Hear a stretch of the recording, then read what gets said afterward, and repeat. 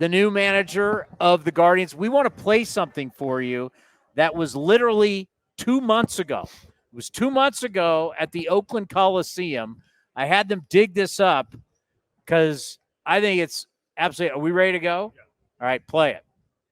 Look at going forward for you. What have you learned where you go, man, I didn't realize the manager does this? Because you were so much involved, and like you said, it's almost like you were like a player manager at time. But what have you learned from coaching, looking at the manager? I don't know, you're now the quality control coach. Like, what have you learned that you didn't know? The biggest thing that is how many people are working behind the scenes to give the 26 guys on the roster everything they need, right? That was 2 months ago. Right here on A's Cast Live, Stephen Vogt was talking about, I'm learning a lot, being in the bullpen, being in uniform. And here we are. You're now the manager of the Cleveland Guardians. Wow, it blows my mind. How are you? I'm great. There's even more people than I realized. It's how much? Just think about that in 2 months. In those 2 months, how much your life has changed? I mean, incredibly. The last 5 weeks, however long it's been now, month, everything's different. The family. Now we're going to be commuting to Cleveland. We're going to, instead of driving an hour and 10, it's flying 5 hours. So a little longer commute, but I'm so humbled. I'm so honored to be given this opportunity to be given the chance to earn this opportunity. And I couldn't be more excited to be joining the Cleveland Guardians. It's literally like you've been living at Disneyland. You've been living this fairy tale, right? The last AB, the ending of the career. Now you're getting a manager. I mean, it's like you've been living in Disneyland. Yeah, and I don't take it lightly. It's like I said from the beginning, just give me an opportunity. Yeah. I just want to earn an opportunity. And I told Alyssa when I was coming to the minor leagues, I'm like, man, if I can just get to the big leagues and somebody gives me a chance, I'm going to do it.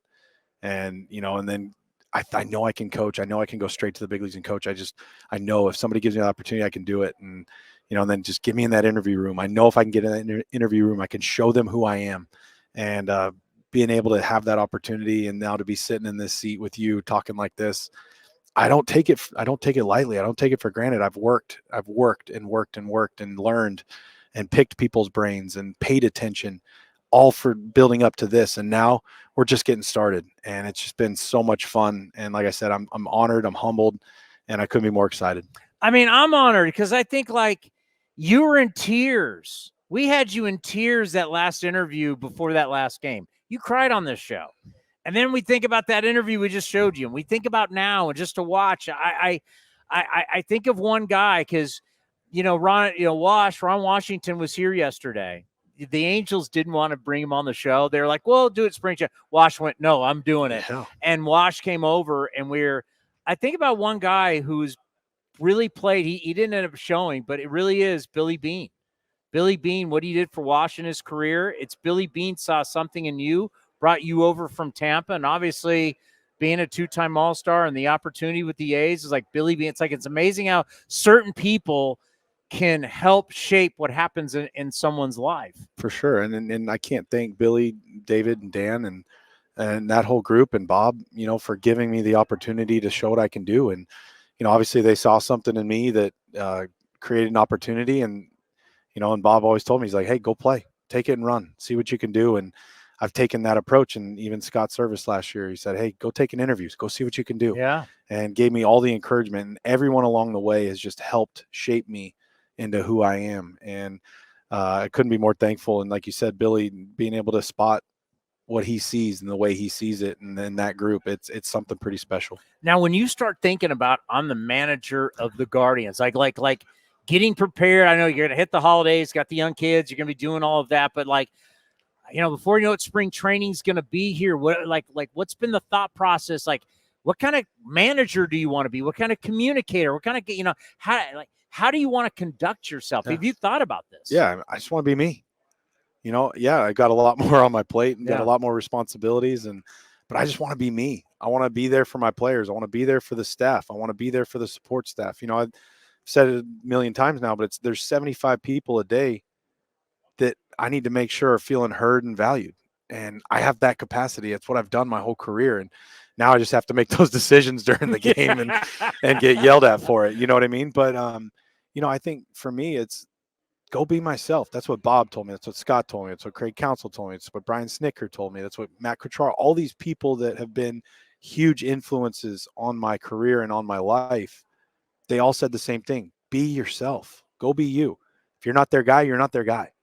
But just go show them who you are. And that's what I've done throughout this whole and will continue to do. And I got a really good coaching staff around me to make sure that I continue to do that. We talked to Dan Otero yesterday. We had him on the program. It's great, the job that he has. I know he talked to you.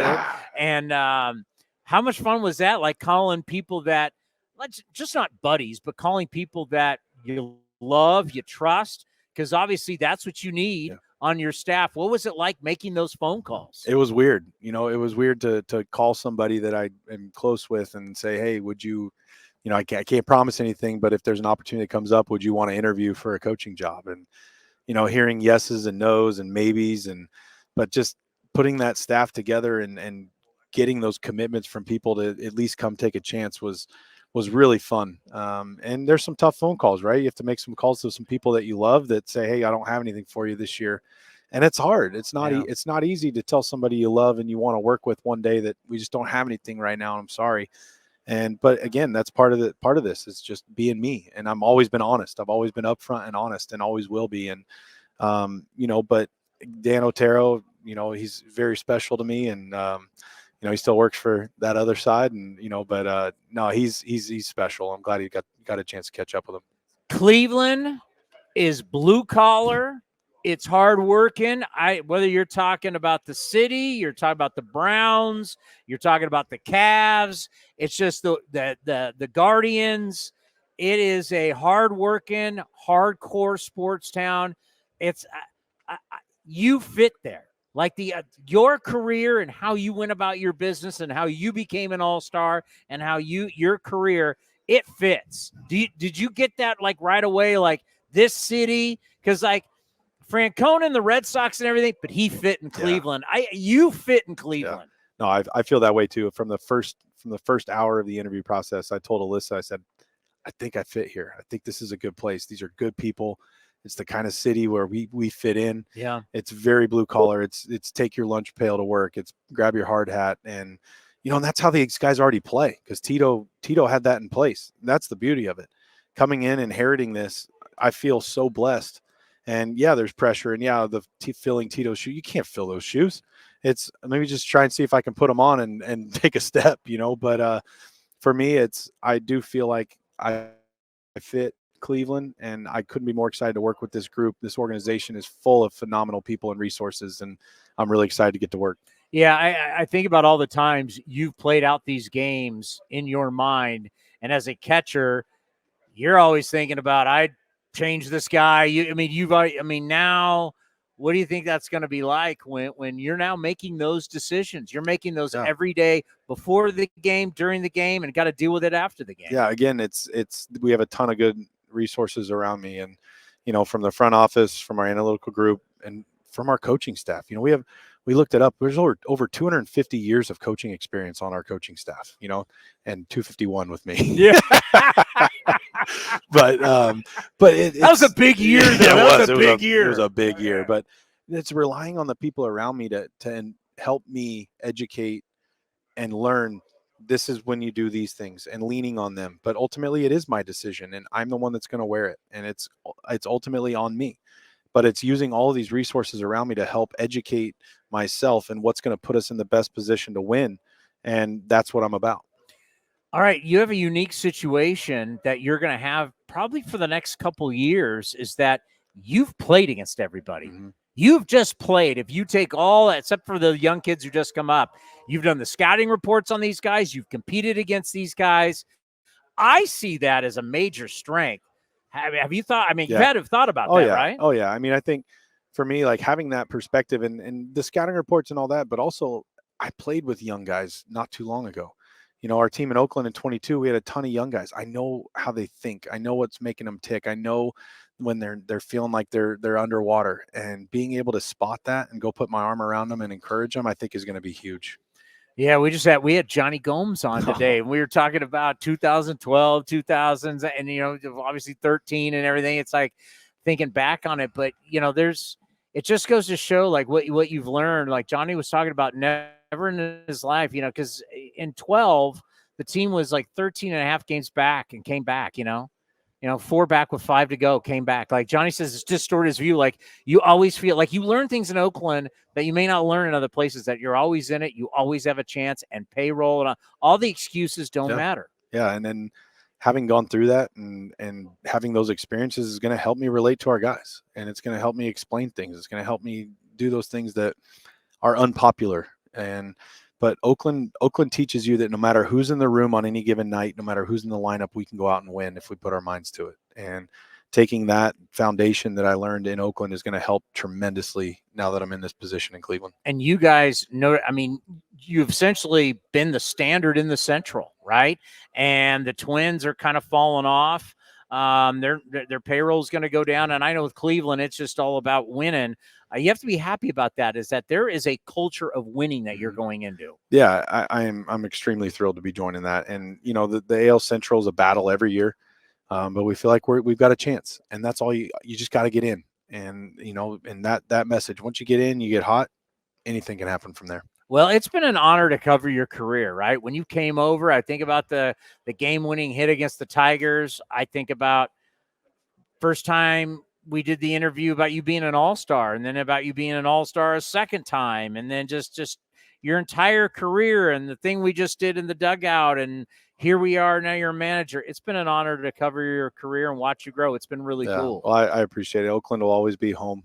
It'll always be our baseball home. And Alyssa and I, we couldn't be more thrilled that we're going to be playing in Oakland on opening day. And, that's the other thing. Right when we got the job and we open up the schedule, and it's like, holy crap, our first game is in Oakland. Are you kidding me? And it just made everything feel right. And just to share that day with the people in Oakland and being able to be there. All of you are a big part of why I'm here. And I mean that wholeheartedly.